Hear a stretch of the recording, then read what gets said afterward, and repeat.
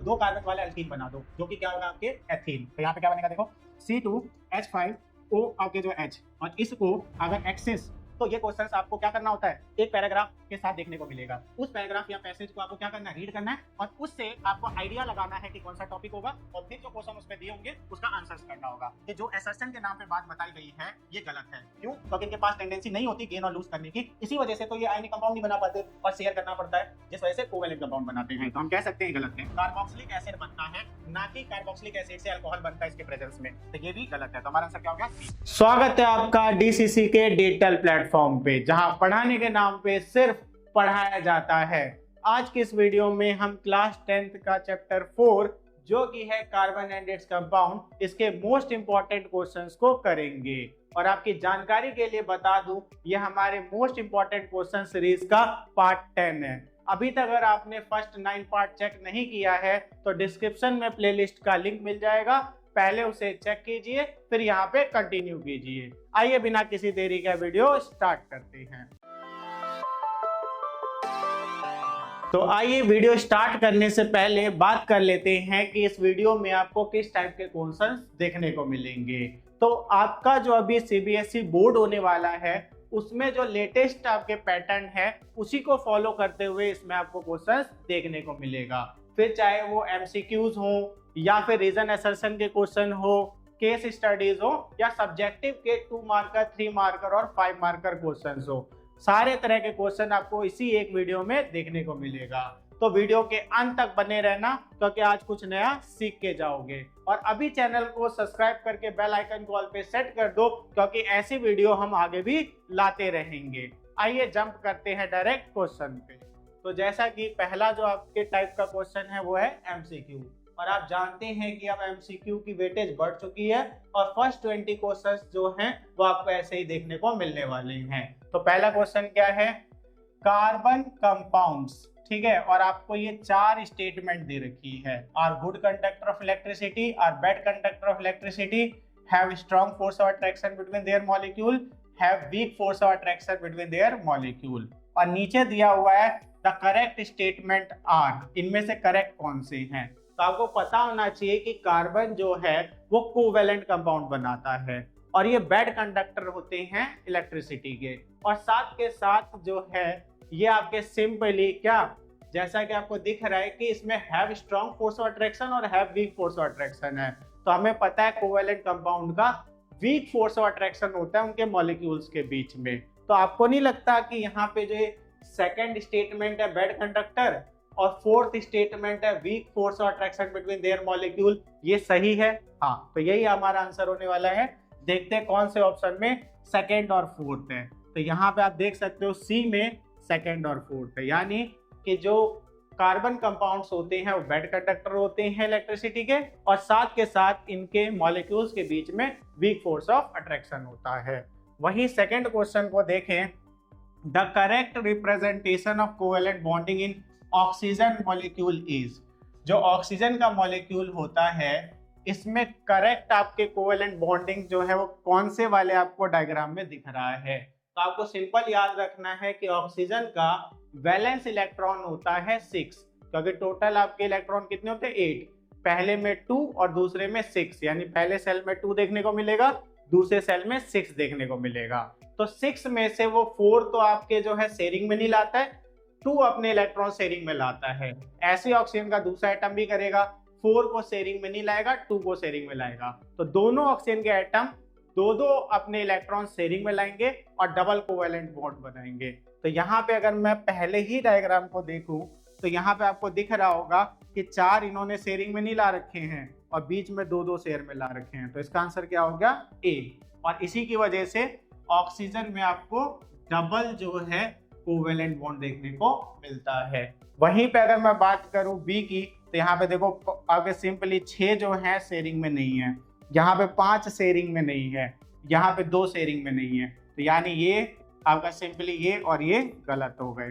Third question को देखें तो इसमें है कि several factories were pouring their waste in river A and B, water sample were collected from these 2 rivers, it was observed that sample collected from river A was acidic and that of river B was basic.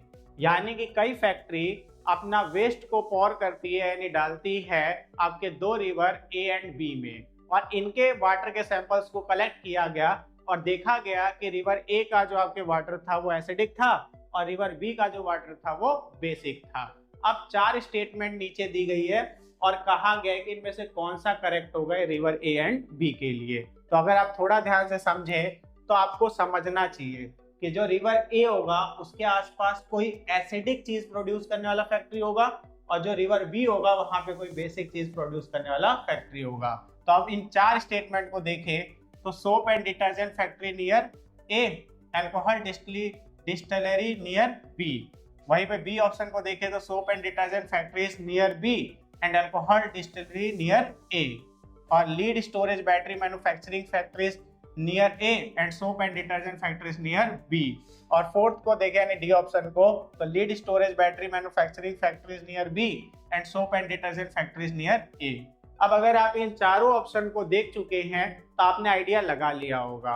जो ये lead batteries होती है ना, इनमें एक acid use होता है sulphuric acid जो 38% में होता है उनमें। वहीं पे अगर मैं बात करूं तो डिटर्जेंट एंड सोप जो होते हैं वो बेसिक नेचर के होते हैं। तो अब तक आपने गैस कर लिया होगा कि जो आपके ए रिवर होगा उसके पास लीड बैटरी मैन्युफैक्चरिंग फैक्ट्री होगा और वहीं जो बी रिवर होगा उसके पास सोप एंड डिटर्जेंट फैक्ट्री होगा।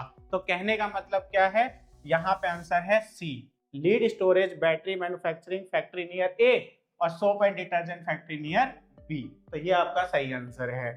वहीं पे अगर फोर्थ की बात करें, विच of the following is not observe in A homologous series, यानी नीचे दी गई आपके स्टेटमेंट में से कौन सा नहीं देखा जाता है होमोलोगस सीरीज में।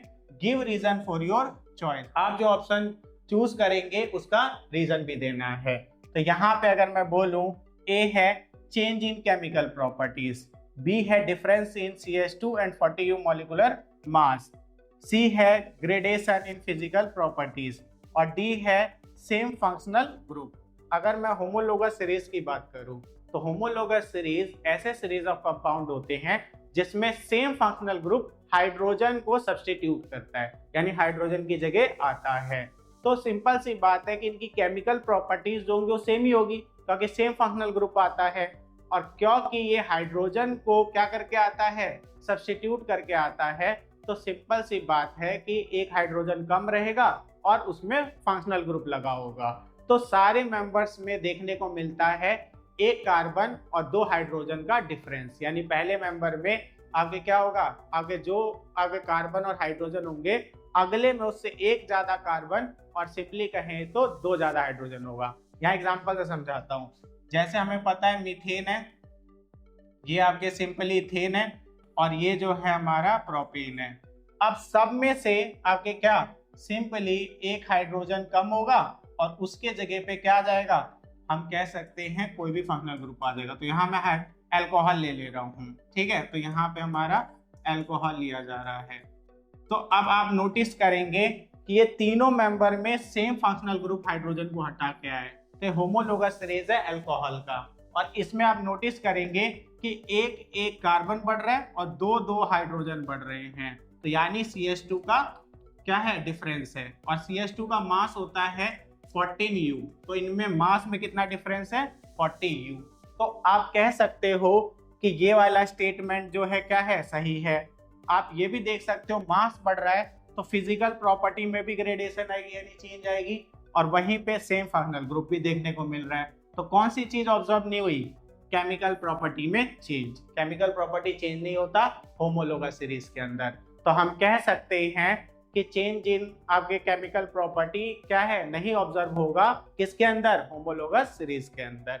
तो अब आगे बढ़े तो सिंपली फिफ्थ हमारा जो MCQ है क्या है, तो the formula of 4 organic compounds are shown below, यानी 4 ऑर्गेनिक कंपाउंड का फॉर्मूला यहाँ पे दिखाया गया और स्ट्रक्चर दिखाया गया है।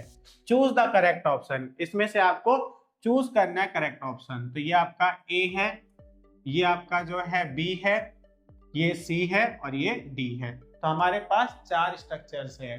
तो अब अगर देखें तो इनमें से क्या कहा गया है, चूज द करेक्ट ऑप्शन, सही कौन सा होगा।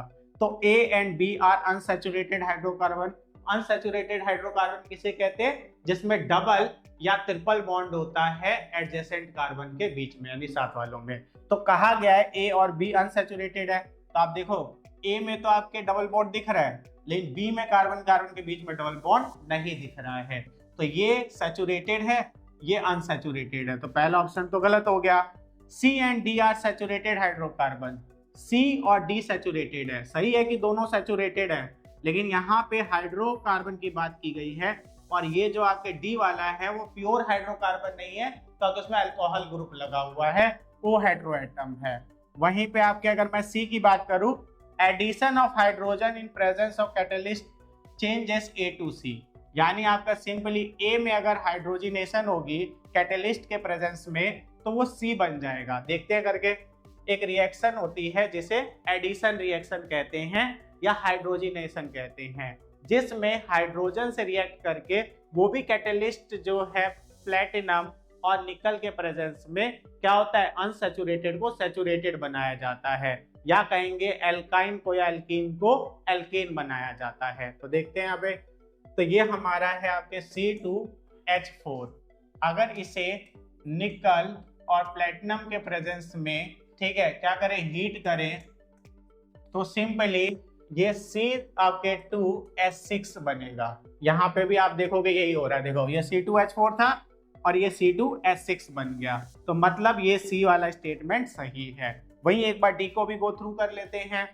Addition of potassium permanganate changes B to D, यानी कि जो ऐड करेंगे पोटेशियम परमैंगनेट तो B से D बन जाएगा। B हमारा क्या है आपके, सिंपल कहेंगे ये हमारा कार्बोक्सिलिक एसिड है और D अल्कोहल है। और याद रखना अल्कोहल से कार्बोक्सिलिक एसिड बनता है, ना कि कार्बोक्सिलिक एसिड से अल्कोहल बनता है इसके प्रेजेंस में। तो ये भी गलत है, तो हमारा आंसर क्या हो गया, सी। वहीं अब अगर हम नेक्स्ट टाइप के क्वेश्चंस पे जाएं या अपने नेक्स्ट सेगमेंट पे जाएं, तो ये है हमारा आपके असर्शन रीजन। अब असर्शन रीजंस क्या होते हैं, तो मेनली इसमें आपको क्या दो स्टेटमेंट दी जाती है, एक असर्शन के नाम पे और एक रीजन के नाम पे, और साथ में 4 ऑप्शंस दिए जाते हैं जो 4 अलग अलग बातों को बताते हैं। पहला होता है जिसमें असर्शन रीजन दोनों सही और रीजन करेक्ट एक्सप्लेनेशन असर्शन का। दूसरा दिया जाता है असर्शन रीजन दोनों सही लेकिन रीजन करेक्ट एक्सप्लेनेशन नहीं है असर्शन का।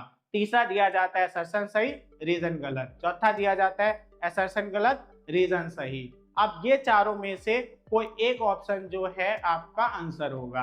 तो काइंड ऑफ ये भी एमसीक्यू है लेकिन थोड़ा ज्यादा सोचने वाला क्वेश्चन होता है, ठीक है। ये आपके थिंकिंग एबिलिटी को टेस्ट करता है। तो यहाँ पे अगर मैं देखूं तो पहला क्वेश्चन हमारा क्या है, carbon has strong tendency to either lose और gain electron to attain noble gas, और रीजन के नाम पे दिया हुआ है carbon has 4 electron in its outermost shell and has the tendency to share electron with carbon और अदर एलिमेंट्स। अगर हम कार्बन की बात करें तो आपको पता होना चाहिए कार्बन कोवेलेंट बॉन्ड बनाते हैं, यानी इलेक्ट्रॉन के शेयरिंग से बॉन्ड बनाते हैं और कंपाउंड बनाते हैं। वहीं पे अगर ये टेंडेंसी रखते गेन और लूज करने की तो ये आयनिक कंपाउंड बना लेते, यानी कि जो असर्शन के नाम पे बात बताई गई है ये गलत है। क्यों? क्योंकि इनके पास टेंडेंसी नहीं होती गेन और लूज करने की, इसी वजह से तो ये आयनिक कंपाउंड नहीं बना पाते और शेयर करना पड़ता है, जिस वजह से कोवेलेंट कंपाउंड बनाते हैं। तो हम कह सकते हैं गलत है। और अगर आपने चारों ऑप्शन को सही से जाना है तो एक ही ऑप्शन है जिसमें असर्शन गलत होता है और वो है डी ऑप्शन। तो ये हमारा डी देखिए, आगे क्या, आगे assertion is false but reason is true, तो इसका आंसर हो गया हमारा क्या, डी। वहीं पे सेकंड की तरफ चले तो असर्शन के नाम पे दिया है following are the members of homologous series, यानी आपको दिख रहा है CH3OH, CH3 CH2OH, CH3 CH2 CH2OH। तो आप देख रहे हैं सब में जो है एक ही फंक्शनल ग्रुप लगा हुआ है जो कि है अल्कोहल, और साथ में आप देखोगे कि डिफर कर रहे हैं किससे, CH2 से। तो यानी आपके असर्शन वाला स्टेटमेंट सही है कि सारे मेंबर्स हैं एक ही होमोलोगस सीरीज के जो कि है अल्कोहल। वहीं पे अगर मैं रीजन वाले स्टेटमेंट को देखूं, a series of compound with same functional group but differ by CH2 unit is called homologous series, यानी एक सीरीज कंपाउंड का जिसमें एक ही फंक्शनल ग्रुप लगा हो और वो डिफर कर रहे हो CH2 यूनिट से, उनको हम होमोलोगस सीरीज कहते हैं। ये भी बिल्कुल सही है। और इसी डेफिनेशन की वजह से ऊपर वाले सारे मेंबर क्या हो गए, होमोलोगस सीरीज के मेंबर हो गए। तो यानी दोनों सही हैं और रीजन जो है वो करेक्ट एक्सप्लेन भी कर रहा है। तो कौन से ऑप्शन में होता है, ए। तो यहाँ पे हमारा आंसर हो गया ए। वहीं पे हम रीजन असर्शन में आगे बढ़े तो आप देखेंगे थर्ड वाला। तो थर्ड में क्या कहा गया, देखो असर्शन के नाम पे कहा गया esterification is process in which A sweet smelling substance is produce. और ये बिल्कुल सही है। एस्टेरिफिकेशन रिएक्शन क्या होती है, कार्बोक्सिलिक एसिड और अल्कोहल की रिएक्शन होती है जिसमें स्वीट स्मेलिंग सब्सटेंस एस्टर बनता है, जिसे परफ्यूम में और फ्लेवरिंग एजेंट की तरह यूज किया जाता है। तो पहला स्टेटमेंट बिल्कुल सही है। ये जो स्वीट स्मेलिंग बोला गया ना, ये आपका क्या होता है, सिंपली एस्टर होता है। ठीक। और वहीं पे रीजन की बात करें, when ester react with sodium hydroxide and alcohol and sodium salt of carboxylic acid are obtained. और ये स्टेटमेंट भी सही है कि जब हमें अल्कोहल वापस चाहिए होता है तो हम एस्टर को रिएक्ट करवा देते हैं स्ट्रॉन्ग बेस जैसे सोडियम हाइड्रोक्साइड से, जिस वजह से हमारा अल्कोहल वापस मिल जाता है और साथ में सोडियम सॉल्ट बनता है जो बाद में सोप बनाने में काम में आता है। और इस रिएक्शन को सपोनिफिकेशन रिएक्शन भी कहते हैं। तो यानी ये भी सही है। लेकिन अगर आप थोड़ा सा दिमाग लगाएं तो क्या ये जो रीजन के नाम पे स्टेटमेंट है ये ऊपर वाले को एक्सप्लेन कर रहा है, तो आप कहोगे नहीं। हाँ, तो यही हमारा आपके हो गया कि दोनों सही हैं लेकिन जो आपके रीजन है वो करेक्ट एक्सप्लेन नहीं कर रहा है। तो सिंपली हमारा आंसर क्या हो जाएगा इसका, बी। ठीक है। और अगर आपको सेकंड वाले की बात जाननी हो तो आप कह सकते हो एस्टर, यहाँ पे देखो एस्टर रिएक्ट करता है आपके किसके साथ, बेस के साथ, और हमारा जो है आपके सिंपली क्या, अल्कोहल वापस आ जाता है और साथ में जो है सोडियम सॉल्ट मिलता है। और ये रिएक्शन पता है क्या कहलाती है, सपोनिफिकेशन। क्या कहलाती है, सपोनिफिकेशन। और बहुत ही इंपॉर्टेंट रिएक्शन है, सोप और डिटर्जेंट बनाने में काम में आती है। वहीं अब फोर्थ को देखें तो असर्शन के नाम पे दिया हुआ है ethanoic acid is also known as glacial acetic acid. यानी एथेनोइक एसिड को ग्लेशियल एसिटिक एसिड कहते हैं। क्यों कहते हैं, क्योंकि इनका मेल्टिंग पॉइंट जो होता है यहाँ पे देख सकते हैं 290 केल्विन होता है या 16.7 डिग्री सेल्सियस होता है, जिस वजह से कि अक्सर ये विंटर्स में ग्लेशियर में जैसे आपके स्नो होते हैं वैसे फ्रीज हो जाते हैं, इसीलिए इन्हें ग्लेशियल एसिटिक एसिड भी कहा जाता है। तो यानी कि आपके असर्शन सही है और रीजन के नाम पर देखो यही दिया हुआ है, melting point of pure ethanoic acid is 290 kelvin and hence it often freezes during winters in cold climate. तो जैसे कोल्ड क्लाइमेट होता है वैसे ये फ्रीज हो जाते हैं और ग्लेशियर्स में जो स्नो होंगे वैसे दिखते हैं। तो यानी दोनों सही हैं और ये जो आपके रीजन है करेक्ट एक्सप्लेनेशन भी है ए का। तो यानी इसका आंसर क्या हो गया, ए। वहीं अगर फिफ्थ को देखें तो असर्शन के नाम पे दिया हुआ है saturated hydrocarbon bond with A blue flame. और ये बिल्कुल सही दिया हुआ है कि सैचुरेटेड हाइड्रोकार्बन जो होता है ना वो ब्लू फ्लेम के साथ जलता है। तो यानी कि यहाँ पे आप कह सकते हो कि ये हमारा क्या असर्शन सही है। अब रीजन देखें तो saturated hydrocarbon contain less carbon content so there is a complete combustion of this compound. और ये भी सही है। कहने का मतलब क्या है कि जो सैचुरेटेड हाइड्रोकार्बन होते हैं उनमें पर कार्बन पे हाइड्रोजन ज्यादा होता है, तो हम कह सकते हैं हाइड्रोजन के रिस्पेक्ट में कार्बन का कंटेंट कम होता है, जिस वजह से कंप्लीट कंबशन होती है। और कंप्लीट कंबशन होने की वजह से ही सैचुरेटेड हाइड्रोकार्बन जो है वो ब्लू कलर के फ्लेम के साथ जलते हैं। तो यानी कि हम कह सकते हैं ए और आर दोनों सही है और आर जो है वो करेक्ट एक्सप्लेनेशन है किसका, ए का। तो हमारा आंसर इसका भी क्या हो जाएगा, ए। यानी बोथ आपके A and R are true and R is the correct explanation of A. अब मूव करते हैं अपने नेक्स्ट सेगमेंट की तरफ जो कि होने वाला है केस स्टडी। और ये केस स्टडी जो है वो आपके लिए काफी इंपॉर्टेंट हो जाता है क्योंकि 4 मार्कर क्वेश्चंस होते हैं और ये प्रीवियस कुछ ईयर्स में क्या है, न्यूली एडिशन है। क्यों, ताकि आपके जो थिंकिंग है उसको टेस्ट किया जा सके या कहीं क्रिएटिव थिंकिंग को आपके देख सके। तो ये क्वेश्चंस आपको क्या करना होता है, एक पैराग्राफ के साथ देखने को मिलेगा उस पैराग्राफ या पैसेज को आपको क्या करना है, रीड करना है और उससे आपको आइडिया लगाना है कि कौन सा टॉपिक होगा और फिर जो क्वेश्चन उस पर दिए होंगे उसका आंसर्स करना होगा। तो यहाँ पे भी आपको देखो एक पैसेज दिख रहा होगा, तो इसको आप आपके खुद से रीड आउट कर लेना, हम डायरेक्ट क्वेश्चन करते हैं। तो यहाँ पे फर्स्ट क्वेश्चन है which of the following is buckminster fullerene, यानी इनमें से कौन सा बकमिस्टर फुलेरिन है। आपकी एनसीईआरटी में एक डायरेक्ट बॉक्स बना होगा, उसमें ग्रेफाइट, डायमंड और बकमिस्टर फुलेरिन यानी एलोट्रॉप्स ऑफ कार्बन बताया गया होगा। उसी में बताया गया है कि जो बकमिस्टर फुलेरिन है वो C60 यानी कार्बन के 60 आपके एटम का एक क्या है, आपका एलोट्रॉप है कार्बन का। तो हमारा आंसर हो गया C60। वहीं पे अगर सेकंड क्वेश्चन की बात करें, what type of bonding is present in diamond, और क्योंकि ये कार्बन का एलोट्रॉप है और मैं ऑलरेडी बता चुका हूं कि कार्बन जो है कोवेलेंट बॉन्ड बनाता है, तो यहाँ पे हमारा आंसर क्या हो जाएगा, डी कोवेलेंट। ठीक, वहीं पे आगे बढ़े। तो अभी के लिए थर्ड क्वेश्चन को देखते हैं। In graphite the carbon atoms are arranged in layers of, यानी कि ग्रेफाइट में कार्बन एटम जो अरेंज होते हैं तो हेक्सागोनल एरे में। कैसे अरेंज होते हैं, हेक्सागोनल एरे में, जहां पे कि आपको हर जगह पे यहाँ पे क्या दिखेगा, कार्बन दिखेगा, तो हेक्सागोनल एरे रहता है। तो देखते हैं कौन से ऑप्शन में, ये रहा आपके सिंपली ए। वहीं पे फोर्थ देखें, which among the following is not a property of diamond, diamond का इनमें से कौन सा प्रॉपर्टी नहीं है। तो सबसे पहले डायमंड हार्डेस्ट नॉन सब्सटेंस जो है प्रेजेंट है अर्थ पे। दूसरा, ये पुअर कंडक्टर या बैड कंडक्टर होता है इलेक्ट्रिसिटी का। तीसरा कि आपके सिंपली इसके अंदर जो कार्बन होते हैं वो आपके रिजिड स्ट्रक्चर में प्रेजेंट होते हैं, 3D रिजिड स्ट्रक्चर में, जो इसे हार्डेस्ट बनाता है। तो अगर मैं इसमें नोटिस करूं तो क्या देखने को मिल रहा है, कौन सा प्रॉपर्टी नहीं है पूछा गया है। तो हार्डेस्ट तो है, अभी हमने बात की। दूसरा, स्मूथ एंड स्लिपरी, और कभी भी जो डायमंड होते हैं वो स्मूथ एंड स्लिपरी नहीं होते और थोड़े रफ होते हैं। अब आप कहेंगे नहीं सर, हमने तो रिंग में देखा है बड़ा स्मूथ होता है, तो वो उसे पॉलिश किया जाता है और शेप दिया जाता है, वैसे रफ होते हैं। तो यहाँ पे हम कह सकते हैं कि एक तो ये सही नहीं है। और it is poor conductor of electricity, ये सही है, ये पुअर कंडक्टर होता है, तो अगर इसमें कोई भी फ्री चार्ज या आयंस नहीं होते।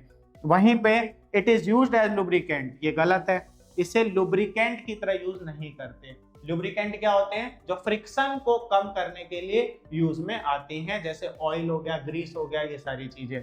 तो यहाँ पे हम कह सकते हैं सेकंड और फोर्थ जो है वो सही नहीं है। तो अब देखते हैं कौन से ऑप्शन में है। तो यहाँ बी में देखो सेकंड एंड फोर्थ। अब आगे बढ़े तो यहाँ पे जो है सिंपली हमारा लास्ट क्वेश्चन है, जो कि क्या है आपके सिंपली केस स्टडी के फर्स्ट वाले क्वेश्चन का।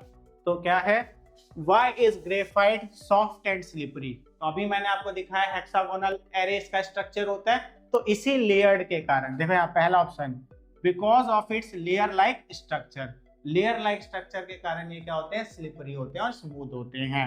तो ये तो हमारा हो गया फर्स्ट क्वेश्चन केस स्टडी का। इसके साथ हम आपके लिए एक और केस स्टडी का क्वेश्चन लाए हैं, क्योंकि एक चैप्टर से 2 या 3 केस स्टडी के क्वेश्चन आप देखे गए हैं प्रीवियस ईयर में आते हुए। तो ये हम 2 आपके 3 थे, जिसमें से हमें ज्यादा इंपॉर्टेंट लगे हैं, वो 2 हम आपके लिए लाए हैं।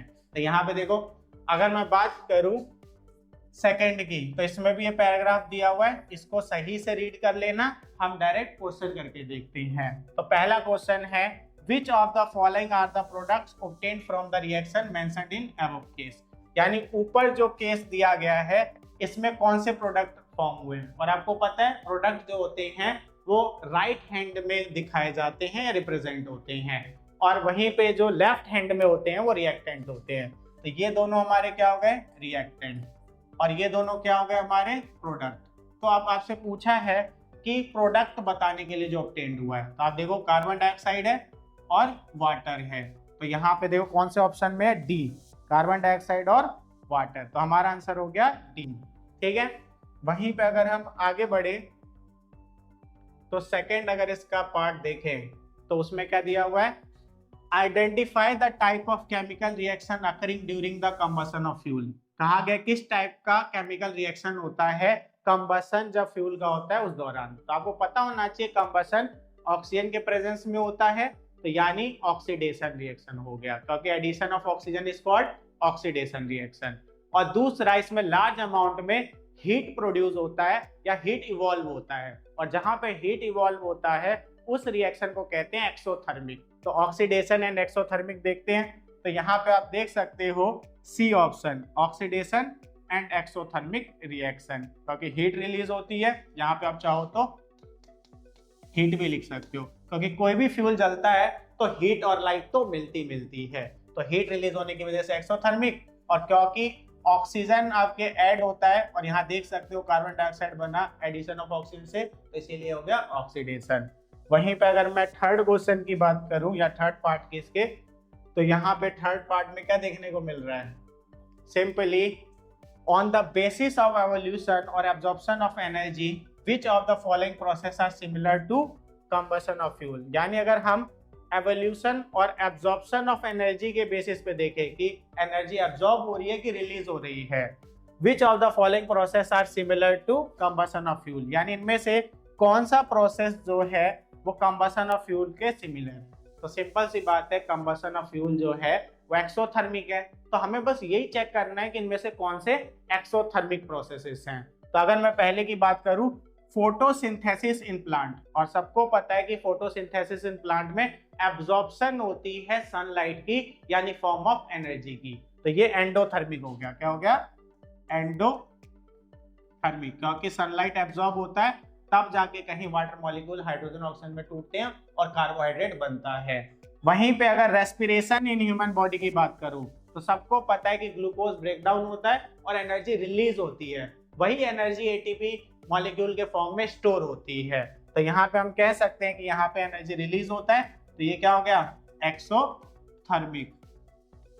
अब नेक्स्ट की बात करें, डिकम्पोजिशन ऑफ वेजिटेबल मैटर, यानी वेजिटेबल मैटर का डिकम्पोजिशन होता है, इसमें भी हीट रिलीज होती है, एनर्जी रिलीज होती है, तो ये भी क्या हो गया? एक्सोथर्मिक हो गया।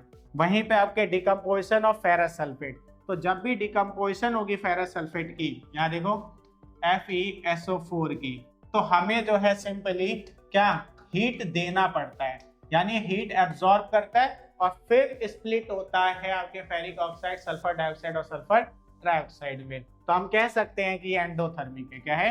एंडोथर्मिक है। अब आप मुझे खुद बताइए कि इनमें से कौन कौन से एक्सोथर्मिक थे, कंबशन ऑफ फ्यूल की तरह दिख रहे हैं, तो यानी सेकंड और थर्ड। कौन से ऑप्शन में सेकंड और third? A, second and third.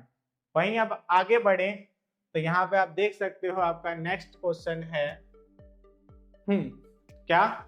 A student while walking on the road observed that a cloud of black smoke was belched out from the exhaust of moving truck on the road। यानी कि एक student walk कर रहा था road पे और उसने observe किया कि एक बिल्कुल काला सा धुएं का बादल निकल रहा है, कहां से? एग्जॉस्ट से ट्रक के। ठीक है, choose the correct reason for production of black smoke. क्यों ये ब्लैक स्मोक निकला, इसका आपको क्या बताना है? करेक्ट रीजन बताना है। याद रखना है, जब भी आपके फ्यूल कंप्लीटली आपके जो है ऑक्सीडाइज नहीं होता है या उसका कंप्लीट कंबशन नहीं होता है, तो उसमें अनबर्न्ड कार्बन रह जाते हैं, जिस वजह से ब्लैक स्मोक निकलता है। तो हम कह सकते हैं कंप्लीट कंबशन ना होना इसका रीजन है।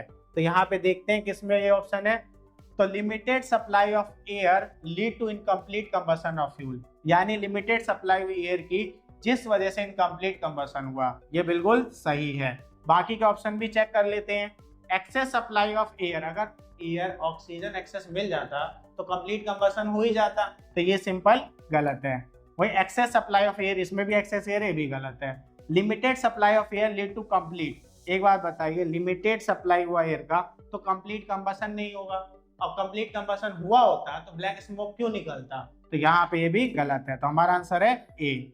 वहीं पे फिफ्थ की बात करें, although nitrogen is the most abundant gas in atmosphere, यानी कहा गया है वैसे तो नाइट्रोजन सबसे ज्यादा एबंडेंट गैस है। अगर आपको पता हो तो एटमॉस्फेयर में नाइट्रोजन 78% प्रेजेंट होता है, यानी सबसे ज्यादा नाइट्रोजन गैस प्रेजेंट है एटमॉस्फेयर में। ठीक, तो it does not take part in combustion, लेकिन ये फिर भी कंबसन में पार्ट नहीं लेता है। इसका एक रीजन है जो आपको याद रखना है कि ये इनर्ट गैस होते हैं, मीन्स अनरिएक्टिव गैस होते हैं। इसी वजह से इनको जो है चिप्स के पैकेट में भरा जाता है ताकि जो चिप्स होते हैं वो ऑक्सीडाइज ना हो जाए। तो हम सिंपल बोल सकते हैं कि नाइट्रोजन इनर्ट गैस है। और कौन से ऑप्शन में है? तो यहाँ बी, नाइट्रोजन ने इनर्ट गैस। और अगर आपको इनर्ट का मतलब नहीं पता तो नोट डाउन कर लेना, अनरिएक्टिव, यानी इजिली रिएक्ट नहीं करते हैं। ठीक है, अब चलते हैं अपने फोर्थ सेगमेंट की तरफ जो कि है सब्जेक्टिव क्वेश्चंस।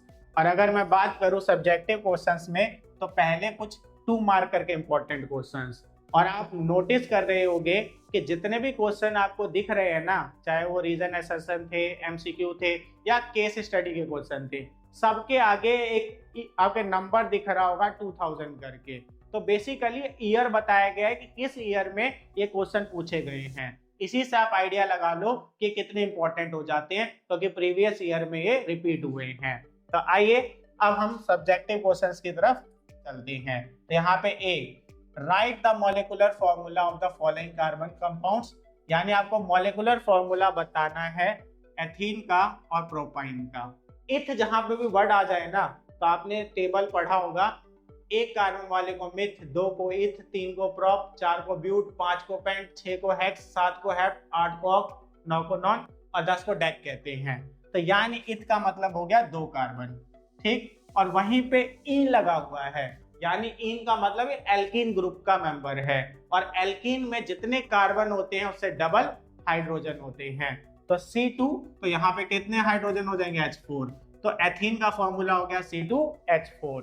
वहीं पे बात करते हैं प्रोपाइन की। अभी मैंने बोला प्रोप आ रहा है इसमें, यानी 3 जो है कार्बन हो जाएंगे। और क्योंकि इसके पीछे आइन लगा हुआ है तो यानी एल्काइन का मेंबर है। और एल्काइन में क्या होते हैं? जितने कार्बन उसके डबल से 2 कम हाइड्रोजन। तो यहाँ पे अगर C3 हो गया तो आप बताओ हाइड्रोजन कितने होंगे? डबल करो पहले 6 और 2 कम कर दो 4। तो यहाँ पे C3H4। तो हमारा आपके क्या बन गया? C3H4 इसका फॉर्मूला बन गया। अब आते हैं बी वाले पार्ट पे। Carbon compound have low melting and boiling point.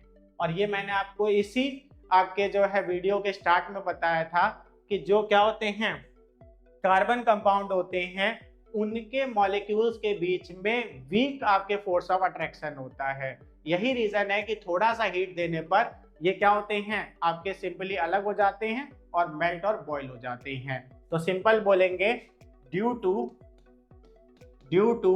लो, और लो के जगह आप ये भी यूज कर सकते हो weak intermolecular force, intermolecular force. ठीक है, तो आपके सिंपल बोल सकते हो आपके लो या वीक इंटरमॉलिक्यूलर फोर्स की वजह से थोड़ा सा आपके हीट एनर्जी देने पर ये स्प्लिट हो जाएंगे और मेल्ट और बॉयल हो जाते हैं।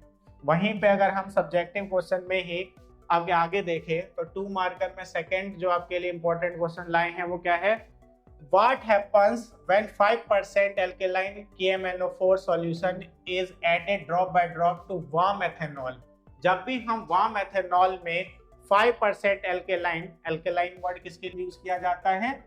बेसिक नेचर के लिए। तो जब भी हम 5% बेसिक KMnO4 सॉल्यूशन ऐड करेंगे ड्रॉप बाय ड्रॉप करके वार्म इथेनॉल में, तो क्या होगा? तो आपको सिंपल बताना है कि जो हमारा एथेनॉल है वह एथेनोइक एसिड में कन्वर्ट हो जाएगा। दूसरी चीज क्या पूछी है कि state the role of alkaline KMnO4 solution in this reaction. तो सिंपल सी बात है, KMnO4 जो है वो ऑक्सीडाइजिंग एजेंट होता है यहाँ पे और ऑक्सीजन सप्लाई करता है, जिस वजह से एथेनॉल एथेनोइक एसिड बन जाता है। तो बात करें क्या होगा इसका आंसर, तो सिंपल एथेनॉल जो है, ethanol is converted to ethanoic acid. और वहीं पे अगर मैं इसके इक्वेशन को दिखाऊं या रिएक्शन को दिखाऊं तो C2H5OH, और इसमें अगर मैं एल्केलाइन KMnO4 को अगर ऐड करता हूं तो ये बन जाएगा CH3COOH। ठीक है, मीन्स आपके हमारा जो एथेनॉल था वो बन जाएगा एथेनोइक एसिड। और दूसरी चीज क्या पूछी गई थी इसमें, state the role of alkaline KMnO4, यानी क्या रोल होगा। तो हम कह सकते हैं KMnO4 is oxidising agent, oxidising agent which supplies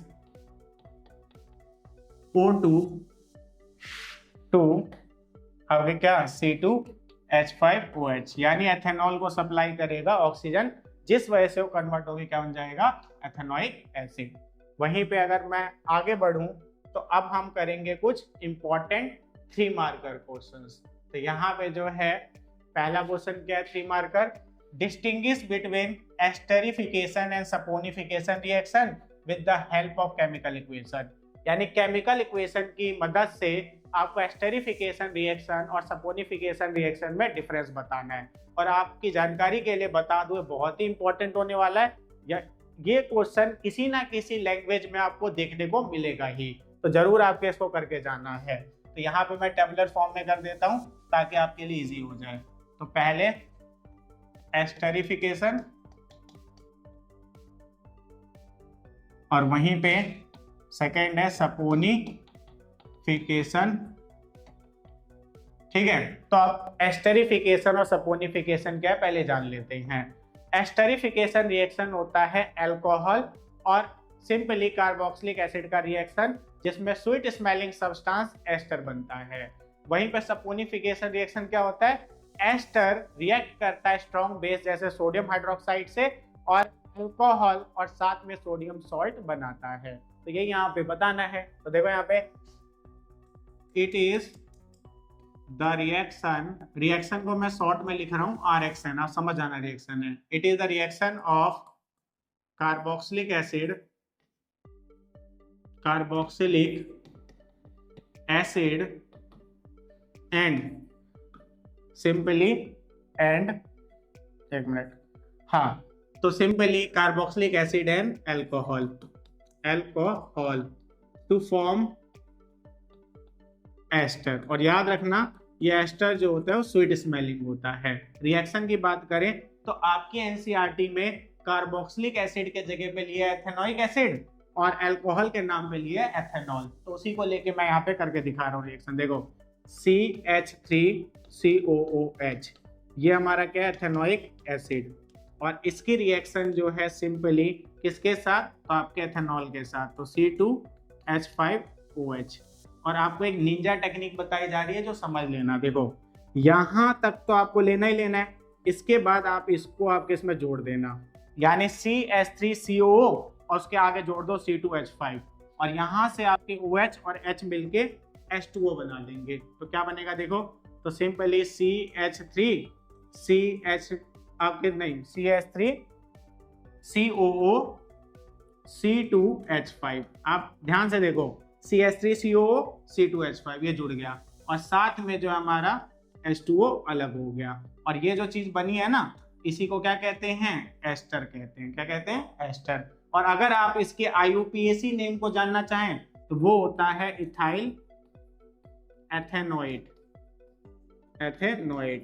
ठीक है, यानी ये इसका IUPAC नेम है, एस्टर इसका कॉमन नेम है। स्वीट स्मेलिंग होता है तो परफ्यूम में और फ्लेवरिंग एजेंट की तरह यूज में लाया जाता है। तो ये हो गया हमारा आपके क्या, एस्टरिफिकेशन।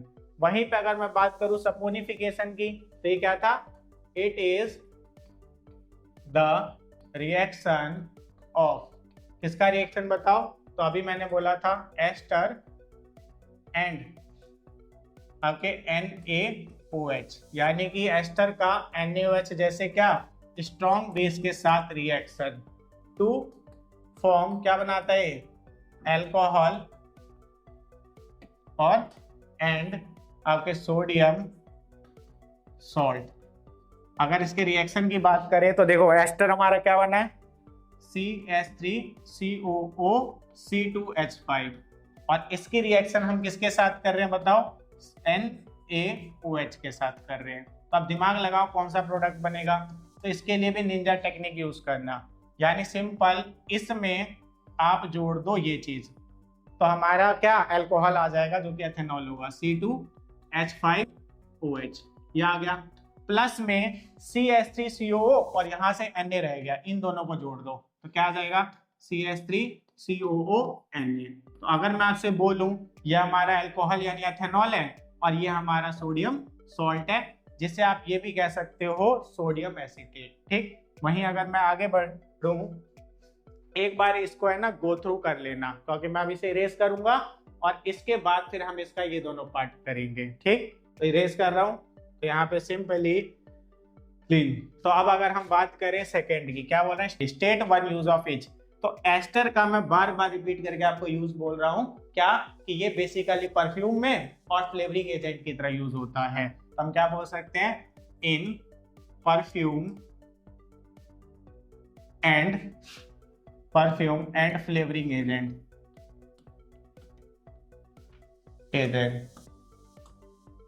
वहीं पे आपके सपोनिफिकेशन की बात करें तो एक तो आपके सोप के मैन्युफैक्चर में, ठीक है, सपोनिफिकेशन है, इतना तो कॉमन सेंस हो सकता है सोप बनाने में, और दूसरा सिंथेटिक फाइबर पॉलिस्टर बनाने में। क्या कहा मैंने, एंड इन सिंथेटिक फाइबर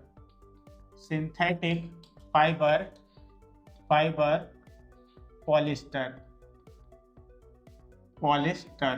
ठीक है, तो ये आपके हो गया। तो इसी के साथ हमने एक क्वेश्चन 3 मार्कर कर लिया जो आपके लिए बहुत इंपॉर्टेंट है। अब आगे बढ़े तो एक ऐसा क्वेश्चन जो पिछले अगर मैं 10 साल में देखूं तो 7 या 8 साल में रिपीट हुआ ही हुआ है, तो बहुत इंपॉर्टेंट आपके लिए और इसे करके जाना है। ठीक, तो क्या है, differentiate between soap and detergent.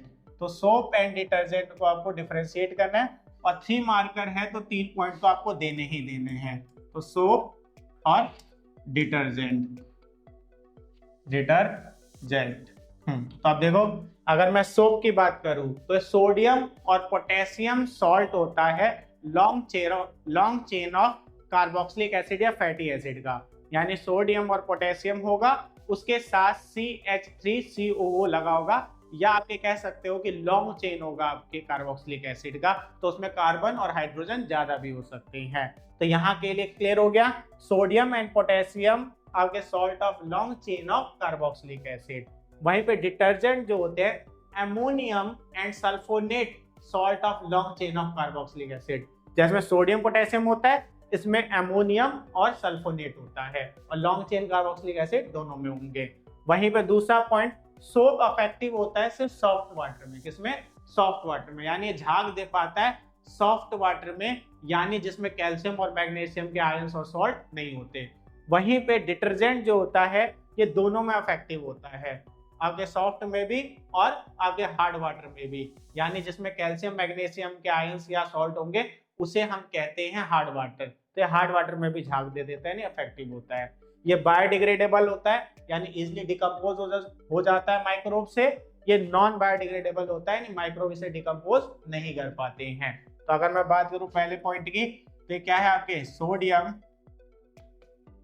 And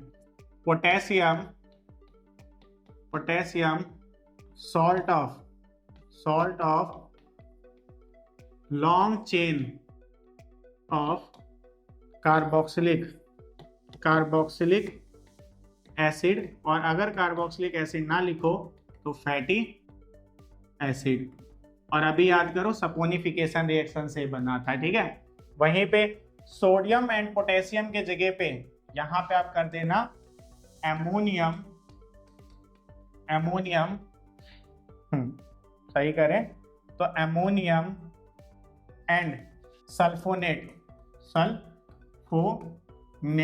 और उसके आगे आप यहां से लेके यहां तक क्या सेम लिख देना। वहीं पे अगर मैं बात करूं सेकेंड पॉइंट की, तो it is affective in soft water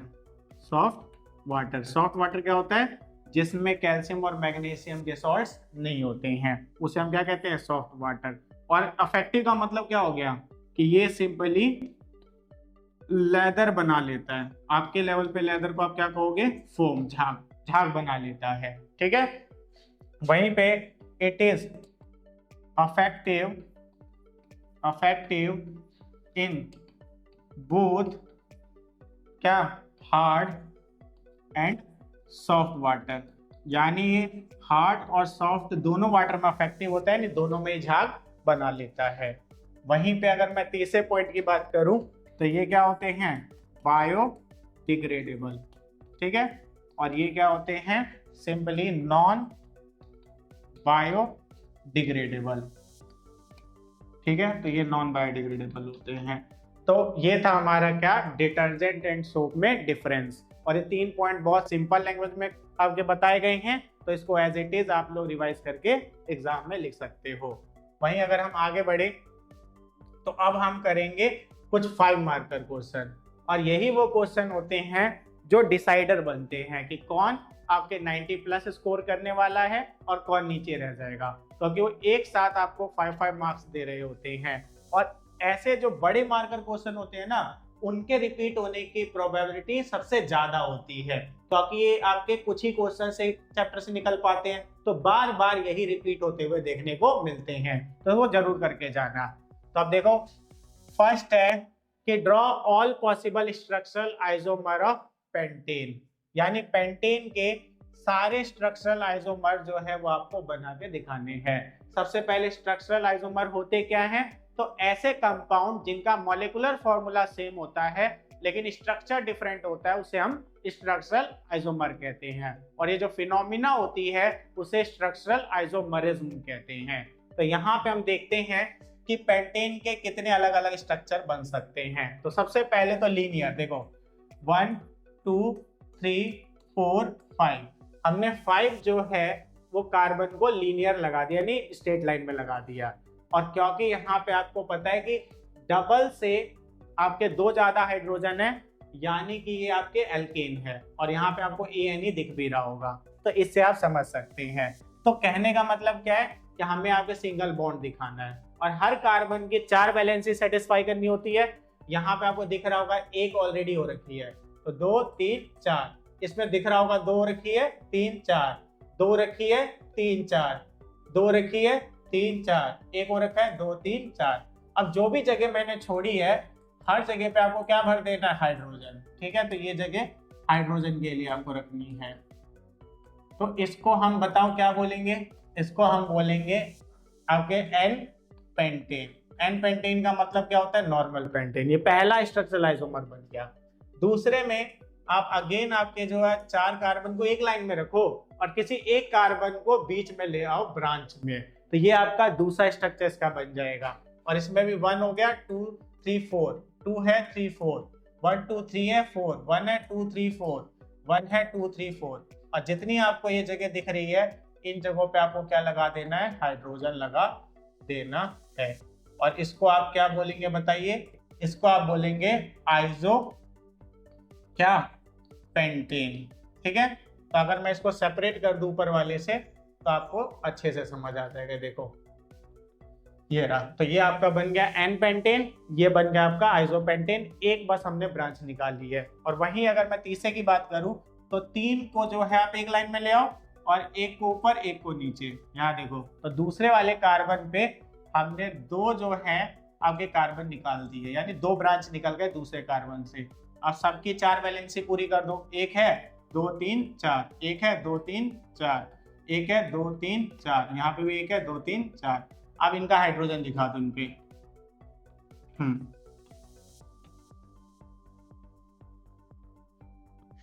ओहो, बड़ा ही प्रॉब्लमेटिक हो जाता है कभी कभी। तो ये हो गया H H H, यहाँ पे भी दिखा दो। ये रहा। तो अगर आप इसको नाम देंगे तो क्या देंगे, नियो पेंटेन। और ये आपका क्या बन गया, तीसरा स्ट्रक्चरल आइसोमर बन गया। अब यही 3 पॉसिबल स्ट्रक्चरल आइसोमर थे इसके, तो आप ये तीनों बना के आएंगे, एन पेंटेन, आइसोपेंटेन, नियोपेंटेन, 3 ही पॉसिबल हो सकते थे। और आप नोटिस करना तीनों में फॉर्मूला जो है C5H12 ही देखने को मिलेगा। वहीं अगर अब हम इसे क्लीन कर दें और आगे आपके देखें तो यहाँ देखो आपके क्या कहा गया, नेम द फॉलोइंग कंपाउंड, इनके नाम देने हैं। और नाम बहुत सिंपल होते हैं आपके देने। देखो सबसे पहले तो आप देखो फंक्शनल ग्रुप कौन सा लगा हुआ है, आगे क्लोरीन लगा हुआ है, जो हेलो ग्रुप है और ये अपना नाम आगे लगवाता है, तो Cl के लिए क्या वर्ड आता है, क्लोरो। और वहीं पे आप कार्बन कंपाउंड और कार्बन के एटम गिनो, 1 2 3, 3 के लिए क्या नाम पड़ता है, प्रोप, तो क्लोरो आप यहाँ पे क्या हो जाएगा, प्रोपेन। तो ये हो गया हमारा पहले का नाम। अब दूसरा देखते हैं, 1 2 3 4, 4 कार्बन है, तो यानी कि ऑब्वियस सी बात है ब्यूट से शुरू होगा। और यहाँ पे आपको दिख रहा होगा बीच में C डबल बॉन्ड O, ये कीटोन के लिए होता है, और कीटोन अपना नाम पीछे ONE करके लगवाते हैं, तो आप सिंपली ब्यूटेन लिख लेना, ब्यूटेन, और उसके में E को आपके जो है रेस करके आप क्या लगा देना, ONE, तो क्या नाम बनेगा, ब्यूटेनॉन। तो 1 2 3 4 कार्बन, ब्यूट होता, कीटोन लगा हुआ है, वो अपना नाम आपके सफिक्स की तरह यानी कि प्रत्यय की तरह लगवाता है, और क्या लगवाता है, ONE, तो ओन हो जाता है, तो ब्यूटेनॉन। तो पहले का हो गया क्लोरोप्रोपेन, दूसरे का हो गया ब्यूटेनॉन। अब अगर मैं थर्ड की बात करूं, तो right the chemical equation for the following reaction, mention one essential condition of आपके इच 4। तो यानी कहा गया है कि आपको इनके लिए क्या दिखानी है, आपके सिंपली रिएक्शन दिखानी है और कंडीशन बताना है। तो बहुत सिंपल है, इथेनॉल अंडरगो कंप्लीट ऑक्सीडेशन, और ये आपने केस स्टडी के क्वेश्चन में भी देखा था सेकंड वाले में कि इथेनॉल का कंप्लीट ऑक्सीडेशन कैसे होता है। देखो सिंपली C2H5OH, और कंप्लीट ऑक्सीडेशन के लिए ऑक्सीजन होगा और साथ में इसे हम क्या करेंगे, हीट करेंगे। हीट के लिए आप ट्रायंगल दिखा सकते हो, ठीक। तो क्या बनेगा आपके, सिंपली CO2 प्लस H2O, और यहाँ पे आपके हीट और लाइट जो है वो रिलीज होगा। और अगर बैलेंस करना चाहोगे तो यहाँ पे लगा देना 3, यहाँ पे लगा देना 2, और यहाँ पे लगा देना 3, तो ये हमारा बैलेंस भी हो गया। तो आपसे कोई पूछेगा कि इसके लिए कंडीशन क्या है, तो कंडीशन यही है, एक्सेस ऑक्सीजन या एक्सेस एयर बोल दो और साथ में हीटिंग बोल दो, ये दो चीजें कंडीशन यहाँ पे होगी, तो ये हो जाएगा। कौन कौन सी कंडीशन हो गई, पहला कंडीशन आपके एक्सेस एयर, और दूसरी कंडीशन क्या हो गई, हीटिंग, यानी कि इसको हीट करना पड़ेगा, ठीक है। तो ये हो गया हमारा कंडीशन। तो कंडीशन भी साथ के साथ बता रहा हूं, तो वो भी आप नोट डाउन कर लेना। वहीं पे सेकंड की बात करें, प्रोपीन अंडरगो हाइड्रोजिनेशन, यानी प्रोपीन जो है हाइड्रोजिनेशन आपके करेगा। तो यहाँ देखो कैसे, तो सिंपल बात है, प्रोपीन कैसे लिखेंगे, आपके C3H आपके 6, यानी जितने आपके क्या होते हैं कार्बन होते हैं उससे डबल हाइड्रोजन होंगे, एल्कीन है। तो ये हो गया। अंडरगो हाइड्रोजिनेशन मतलब क्या, कि ये जो है आपके सिंपली हाइड्रोजन से रिएक्ट करेगा, और किसके प्रेजेंस में करेगा, कैटेलिस्ट जो है आपके प्लेटिनम और निकल के प्रेजेंस में करेगा, और टेम्परेचर 200 से 300 डिग्री सेल्सियस तक होगा। तो इस टेम्परेचर पे और ये कैटेलिस्ट होंगे, तो ये आपके क्या बन जाएगा, एल्कीन से यानी अनसैचुरेटेड से सैचुरेटेड यानी एल्कीन बन जाएगा। तो C3H8 यानी प्रोपेन बन जाएगा। और सिंपल आप अगर समझे तो ये हमारा क्या हो गया, आपके सैचुरेटेड बन गया, सैचुरेटेड, और ये होते हैं अनसैचुरेटेड। और कंडीशन की अगर मैं बात करूं, कंडीशन में यहाँ लिख रहा हूं, देखो कंडीशन की बात करें, इसका कंडीशन ऊपर है, इसका कंडीशन नीचे लिख रहा हूं। तो कैटेलिस्ट की नीड होती है, कैटेलिस्ट कौन से, निकल या प्लेटिनम, और दूसरा आपके टेम्परेचर होना चाहिए, हीट करना चाहिए इसे कितने पे, 200 to 300 डिग्री सेल्सियस पे। तो ये हमने फर्स्ट और सेकंड कर लिया। थर्ड को मैं यहाँ पे आपके दिखा देता हूँ, ठीक है, थर्ड होगा हमारा। तो यहाँ देखो, ethanoic acid react with ethanol, और ये रिएक्शन मैं आपको जो है ना सिंपली करवा चुका हूँ। ये एस्टरिफिकेशन रिएक्शन है, और ये हम ऊपर आपके कर चुके हैं जब हमने एस्टरिफिकेशन और सपोनिफिकेशन में डिफरेंस जाना था। तो ये आप वहां से नोट कर लेना, ठीक। वहीं अगर हम वीडियो में आगे बढ़े तो अब हम नेक्स्ट 5 मार्कर के क्वेश्चंस को देखेंगे, और ये हमारा क्या होगा, इस वीडियो का लास्ट है, लेकिन लिस्ट नहीं। तो यहाँ देखो, second, A carbon compound X is good solvent, यानी कार्बन कंपाउंड X है जो गुड सॉल्वेंट है। सॉल्वेंट किसे कहते हैं, जो खुद में डिसॉल्व कर पाता है चीजों को, से हम गुड सॉल्वेंट कह सकते हैं। और ये क्या, जब X आपके जो है 2 प्रोडक्ट बनाता है, Y और Z किसके साथ रिएक्ट करके, सोडियम के साथ रिएक्ट करके। और जो Z है वो यूज होता है वेजिटेबल ऑयल को वेजिटेबल घी में कन्वर्ट करने में। तो आपको बताना है X, Y, Z क्या होंगे, और साथ में आपको इक्वेशन भी लिखनी है आपके किसकी, X की सोडियम के साथ, ताकि आप जस्टिफाई कर सके आंसर। तो मैं आपके लिए बहुत सिंपल कर देता हूँ। अगर कार्बन का बना कोई गुड सॉल्वेंट बोले तो एक ही नाम याद रखना है, एथेनॉल। क्या याद रखना है? और आपके लिए बहुत इजी कैसे हो जाता है, क्योंकि आपको दो ही इंपॉर्टेंट केमिकल कार्बन के बार बार पढ़ाए जाएंगे, एक इथेनॉल और एक आपके एथेनोइक एसिड, जिसे एसिटिक एसिड भी कहते हैं। तो बच के आगे आपके सॉल्वेंट में एक ही होता है, वो है एथेनॉल। तो यहाँ पे आपका X क्या हो गया, X आपका हो गया एथेनॉल। और अगर फॉर्मूले की बात करें तो C2H5OH। अब कहा गया है कि इसकी जब सोडियम के साथ रिएक्शन होती है तो Y और Z बनता है। तो Y जो बनता है ना, वो सिंपली सोडियम इथॉक्साइड बनता है। क्या बनता है? Sodium ethoxide. अगर इसके फॉर्मूले की बात करूं तो ये होता है आपके सिंपली C2H5ON, ये होता है। तो ये हमारा क्या बनता है, सोडियम इथॉक्साइड। और Z कहा है कि गैस है जो वेजिटेबल ऑयल को वेजिटेबल घी में कन्वर्ट करता है, और ये बेसिकली हाइड्रोजिनेशन रिएक्शन होती है, एडिशन रिएक्शन होती है, यानी अनसैचुरेटेड को सैचुरेटेड करने के लिए। तो हाइड्रोजन गैस होगा वो, उसी के ऐड होने पर आपके सैचुरेटेड बनता है। तो ये हमारा क्या था, हाइड्रोजन गैस। रिएक्शन की बात करें तो सिंपली C2H5OH, ये जो है आपके सिंपली क्या, आपके जो है सोडियम के साथ रिएक्ट करेगा और बना देगा हमारा C2H5ONA और साथ में हाइड्रोजन गैस। ठीक है, आप यहाँ गैस दिखा सकते हो। तो आपने क्या देखा, ये एथेनॉल है, ये हमारा आपके क्या है, सोडियम एथॉक्साइड है, और वहीं पे आपके ये हमारा हाइड्रोजन गैस है। तो आपने नोटिस कर लिया कि क्या रिएक्शन थी हमारी। ठीक है, तो ये हमारा रिएक्शन हो गया। ठीक, तो आप इसे नोट कर सकते हैं। वहीं पे अगर मैं इसे क्लीन करूं और आगे आपके जो है बढ़े, तो यहाँ पे आपको जो है क्या दिख रहा है, right chemical equation two show what happens when ethanol. यानी आपको केमिकल इक्वेशन दिखानी है, क्या होगा जब इथेनॉल बॉन्ड होगा ऑक्सीजन और एयर के प्रेजेंस में। और ये रिएक्शन हम ऑलरेडी दिखा चुके हैं, तो मैं फास्ट में इसे करके दिखा देता हूँ। यहाँ देखो C2H5OH, और ये ऑक्सीजन के प्रेजेंस में बॉन्ड होगा यानी हीट होगा। तो आपको पता है CO2H2O और हीट और लाइट जो है इवॉल्व होगा। और यहाँ पे आप दिखा सकते हो अगर चाहो तो 3-2-3। ठीक है, तो ये हमारा बैलेंस भी हो जाएगा। वहीं पे सेकंड की बात करें तो कहा गया है कि आपके is heated at 443 kelvin in excess concentrated H2SO4। तो जब भी एथेनॉल एक्सेस कॉन्सेंट्रेटेड H2SO4 पे हीट होगा 443 केल्विन पे, तो वो आपके अनसैचुरेटेड हाइड्रोकार्बन बनता है। और यानी एथेनॉल 2 कार्बन वाला था, तो 2 कार्बन वाला एल्कीन बना दो, जो कि क्या होगा आपके एथीन। तो यहाँ पे क्या बनेगा देखो, C2H5O आपके जो है H, और इसको अगर एक्सेस H2SO4 पे क्या करें, आपके सिंपली बोलेंगे हीट करें, यानी 443 केल्विन टेम्परेचर रखें, तो आपको क्या देखने को मिलेगा, C2H4, यानी हमारा ये बन जाएगा एथीन। ठीक है, तो ये याद रखना है।